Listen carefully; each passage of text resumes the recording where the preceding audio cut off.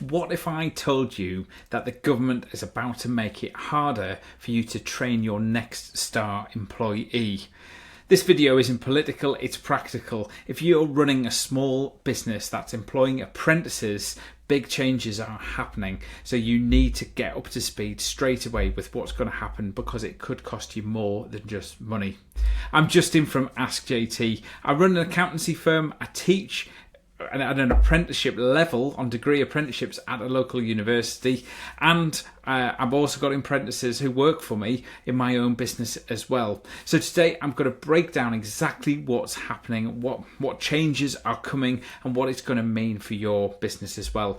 And it is really important that you kind of stick around to the end, because there are some really important things that you need to be aware of. Right, okay, let's get into what's actually changing. Well, the first thing, there's some good news as well. So I'll tell you about the good stuff, and then I'll maybe get onto the not so good stuff. There's going to be a £2,000 employer incentive brought in for foundation apprenticeships, and that's coming from the 1st of August of 2025. This is going to be great if you want to take entry-level people into the organisation and get a bit of an incentive. It's probably aiming at the younger kind of end of the apprenticeships, but that's a pretty positive thing. There's a bit of extra support available there.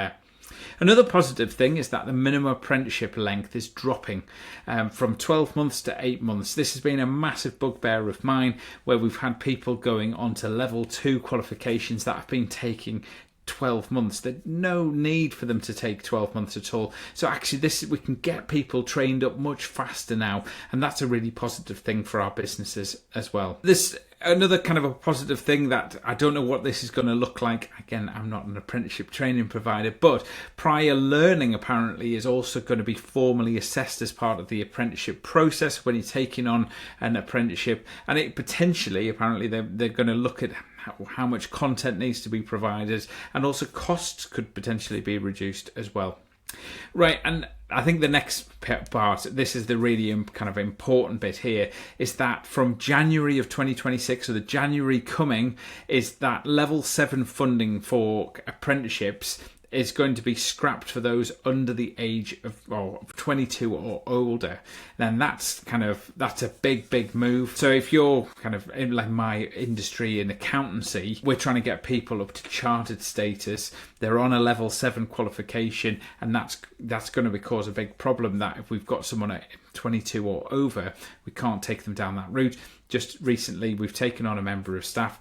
She's left university. She's left university, joined her organisation, but she's already 22, so we wouldn't have been able to get her onto that training course. We've obviously done that. I think that's a really important factor, is we're seeing higher level apprenticeships have become really popular. It was really driven by bigger businesses who were paying the apprenticeship levy, wanted to see value at a higher level coming forward. And I've been teaching on a chartered management degree at Northumbria University, and I've been teaching innovation. So I've had people coming from police forces, the NHS, one of the big 4 accountancy firms, and I've been trying to teach them how to innovate properly, but that's part of a level 7 chartered management degree. So we're going to see a bit of a change in the landscape, I think, and I think what's really important is we need to think about why this matters for your business.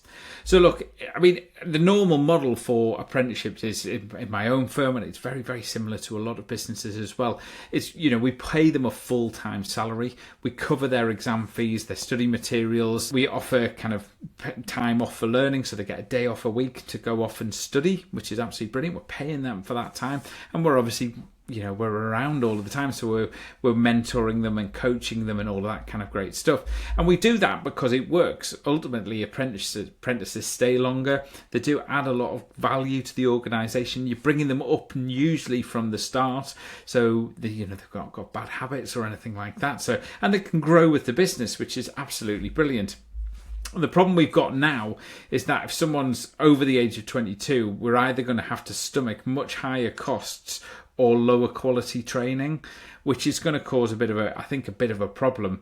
And this is going to cause a bit of a bottleneck for small businesses in particular, because we're already being hit by rising employers' national insurance costs. We've got higher corporation marginal rates to deal with, and the whole system previously has been sort of based on flexibility. You know, some of the best people in our organisation, they potentially have started well after their 20s. Myself, I didn't get into the industry of accountancy until I was 29, so really quite late in, and that's a bit of a shame. And I think the policy is assuming that everyone is going to choose their career path at 18, and that's just not real life, unfortunately.